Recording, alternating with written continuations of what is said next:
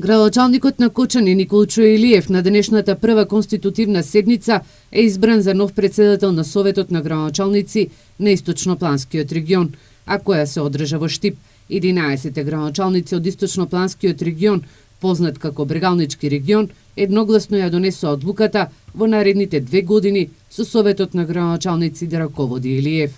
Моите очекувања за добра соработка од моите колеги исто така е овде. Јас ќе бидам прв премеѓу еднаквите, кој ќе се бори за секој проект, за секој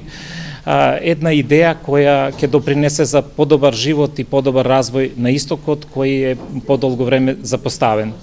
Веројатно, ова ни е една од ретките, не сакам да кажам и последна шанса, да направиме еден чекор повеќе, да се надминеме сите заедно и да направиме резултати и проекти со кои ќе успееме дел од луѓето кои останаа таму веќе, да ги задржиме, а и да работиме на можни варијанти да дел од луѓето, да створиме услови да дел од луѓето кои веќе ја напушти оваа земја и овој дел,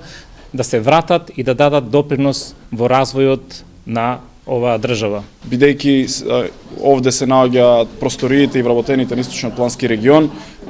джентлменски се договоривме првиот председател да биде градоначалникот на општина Кочани Николчо Илиев во овие 2 години, наредните 2 години тоа да припадне на општина Штип, така што јас посакувам успешна работа и немам дилема, верувам дека ќе имаме успешна соработка и после 2 години, односно после 4 години, да бидеме сведоци дека Источниот регион ќе влече напред и ќе оди напред со многу средства и со поддршка на владата и со странски средства, со меѓуграничната соработка која што ние овде која што ја имаме како можност за дополнителни средства.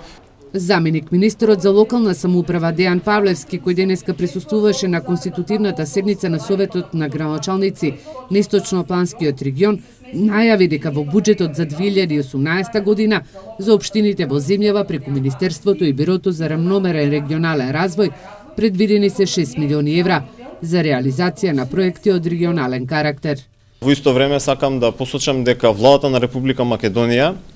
ќе работи напорно во наредниот период да ги алоцира средствата од сите министерства кои што ќе се издвојуваат токму за рамномерен регионален развој и по критериуми кои што ќе значат помагање на оние региони на кои што и навистина им треба најмногу помош.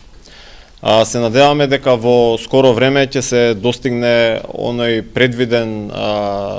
предвидена сума согласно законот за рамномерен регионален развој од 1% од БДП, односно околу 100 милиони евра. Бирото за регионален развој и Министерството за локална самоуправа веќе од денеска ги повикуваат општините да ги доставуваат предлог проектите, а рокот им е до средината на декември.